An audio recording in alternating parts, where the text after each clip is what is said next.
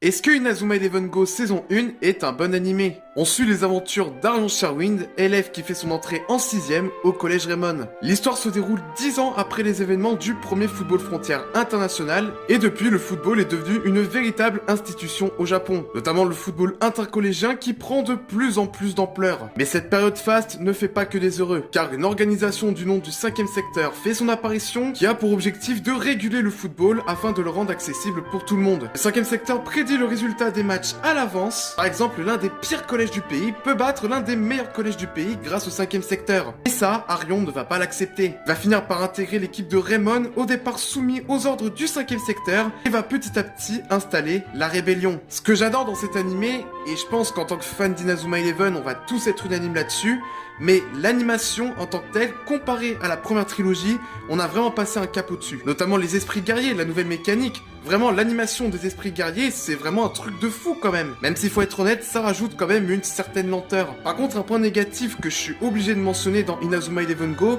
c'est pas mal de ces personnages sont soit peu exploités, soit vraiment inintéressants. Et hormis Arion, Ricardo, Victor, Gabi et à la limite Samgook, je le rajoute plus personnellement qu'autre chose, mais vraiment plusieurs des personnages de la série, notamment la saison 1, ont vraiment un potentiel inexploité, et je trouve ça vraiment dommage. Par contre, un autre point que je trouve vraiment positif à Inazuma Eleven Go, c'est l'intégration des personnages de la première trilogie en tant qu'adultes. On les revoit globalement tous dans la première saison de Go. C'est cool justement de les revoir dans cet animé, mais avec d'autres rôles. En tout cas, si je dois noter cet animé, malgré les éloges que j'ai pu lui faire, il mérite pas plus de 13 sur 20. Sans non plus être extraordinaire, ça reste quand même un bon animé pour introduire la nouvelle trilogie, et surtout ça reste une bonne porte d'entrée pour les gens qui n'ont jamais connu Inazuma Eleven avec la première trilogie à la fin des années 2000.